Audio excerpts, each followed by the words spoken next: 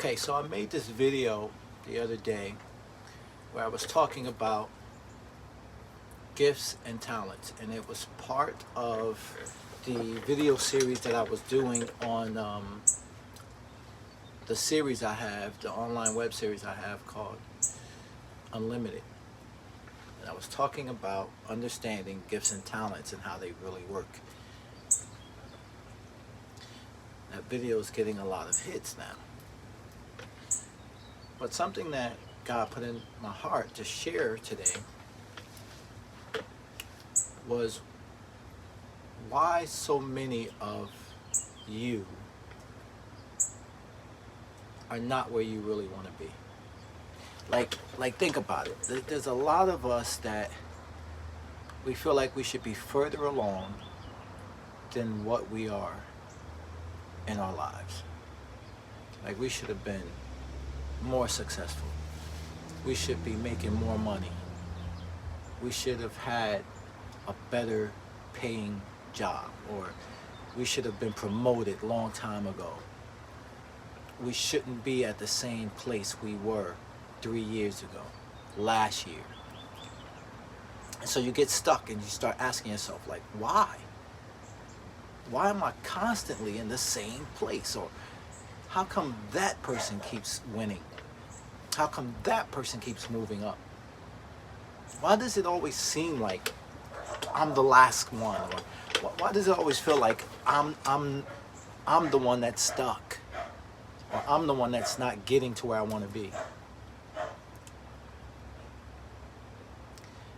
If these are the things that's happening to you, or are these the questions you have in your heart, I'm going to tell you why that is.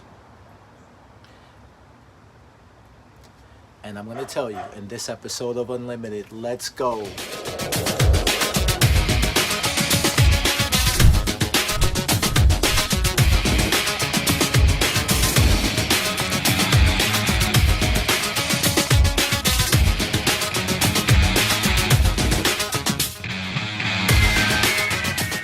Okay, why?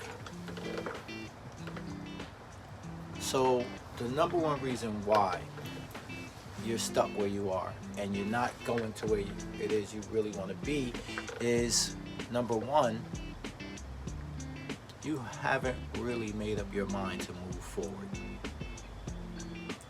You haven't really made up your mind to move forward. You say you want it, but you only stop at saying you want it. You don't do what's required. Now, when we talked about gifts and talents, I told you that your gift will open doors for you, but it's your talents. The talents that you have to learn, because every gift will require you to learn talent. And talents are the skills you need to learn in order to move your gift further. So that means you've only said you want the change, but you haven't learned the necessary talent to push you to the change. Your gift alone won't keep the door open. Your gift alone won't get you the promotion. Your gift alone won't get people to take full advancement over you, right? It's like you need to actually get the credentials of the skill, of the talent that's required of you. Or you need to go start something with the skills that will produce the necessary income so you could take your gift to the next level. Okay, reason number two. You can't do it all. So stop thinking you need to do it all. You don't need to do it all. But you need to assign people who can do it. You don't have to have all the answers, but you need to find the people who have the answers and get them to help you in action, right? So part of the talent that you might need is finding the right people who can do the things you can't do. I'll give you an example of what I mean. So, for example, me myself, I'm a great speaker. But there was a point where I didn't like doing the scheduling of the events I had to attend. And when I was doing the scheduling, I was overlapping, I was overlapping events. So it wasn't turning out good because I really didn't care to handle that stuff.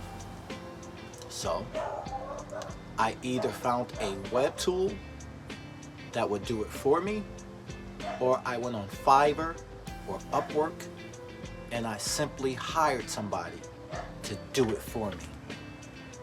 See? So now it made me seem that much more efficient and effective in scheduling my opportunities or engagements that I could just focus on what I like to do best, speaking. So if you don't have to do it all, but you have to either find the web tool or the people who can do that necessary thing for you so you can focus on the gift. But you have to find, either you learn the talent or you find the people who already know the talent and put them to work for you. All right, and number 3, the final point I'm going to make in this video. There's a saying, right, that says you have to master your craft. I really never liked that statement, mastering your craft, because when you really think about that, I'm a Christian. I fear Jesus Christ because Jesus Christ is my Lord and Savior, and it's a godly fear. So I love Jesus Christ, which is why I hate the statement mastering your craft, because the word craft is derived from the compound word witchcraft. So that's why I don't like it. Because to master your craft would indicate that there's some witchery going on somewhere with it. So I avoid that term.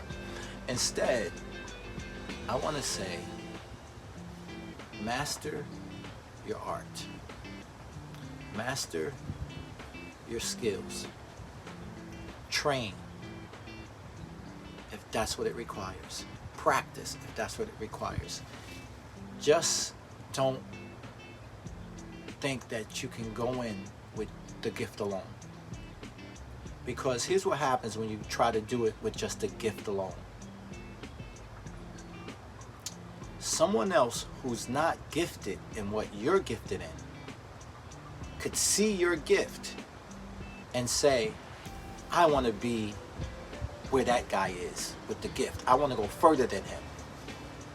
And all they have to do is just go practice at it and not stop practicing. Like, just dedicate 100 hours to it, 1,000 hours to it, and they will outperform you every time. Although yours is natural and theirs is artificial from training in it,